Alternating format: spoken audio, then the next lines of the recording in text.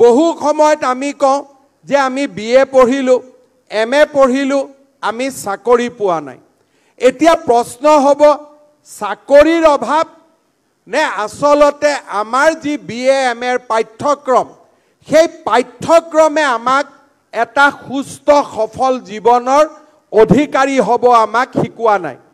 এই দুইটা প্ৰশ্নৰ মাজত যেতিয়া আমি আলোচনা কৰিম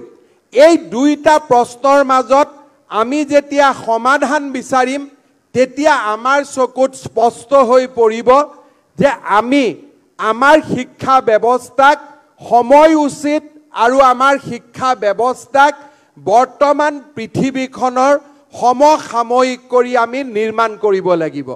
আজি আমাৰ সমাজত আটাইতকৈ ডাঙৰ সমস্যা হ'ল সমাজে এনেকুৱা এচাম যুৱক যুৱতীক বিচাৰিছে যি সমাজৰ প্ৰডাক্টিভিটিত যোগদান কৰিব পাৰে প্ৰডাক্টিভ ফ'ৰ্চটোত অংশগ্ৰহণ কৰিব পাৰে কিন্তু আমাৰ শিক্ষা ব্যৱস্থাই এনেকুৱা এটা শিক্ষা দিছে যে আমাৰ ল'ৰা ছোৱালীয়ে গৈ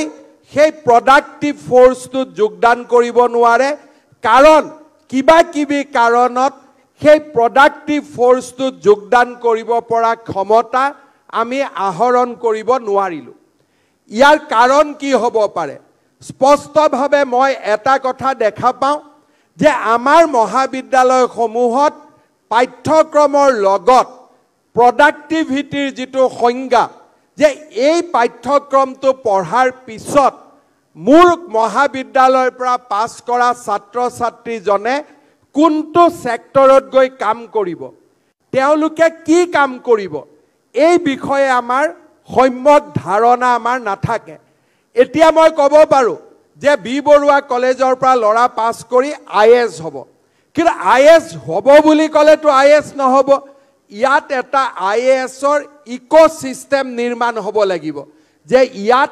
আমাৰ শিক্ষা ব্যৱস্থাই ল'ৰা ছোৱালীক কম্পিটিটিভ এক্সামিনেশ্যনত যাবৰ কাৰণে প্ৰেৰণা দিয়ে মই কৈছোঁ যে আমাৰ ল'ৰা ছোৱালী ৰাষ্ট্ৰীয় শিক্ষানুষ্ঠানত যাব লাগে আজি যদি আমি চাওঁ যে আমাৰ দেশত ৰয়েল সায়েন্সৰ কম্বিনেশ্যনত বহুত ল'ৰা ছোৱালীৰ প্ৰয়োজন আছে কাৰণ এতিয়া ভাৰত মহাকাশত ভাৰত সমুদ্ৰত আৰু ভাৰত এতিয়া সকলো ক্ষেত্ৰতে পিয়াপিদি ঘূৰি ফুৰিব আৰম্ভ কৰিছে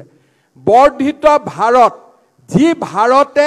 এখন নতুন বিকশিত সমাজৰ কল্পনা কৰে সেইখন ভাৰতত আমাক এনেকুৱা মানৱ সম্পদ লাগিব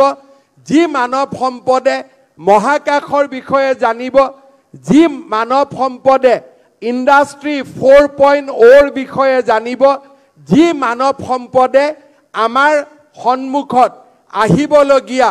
নতুন নতুন ধাৰণাবিলাকৰ বিষয়ে অৱগত হ'ব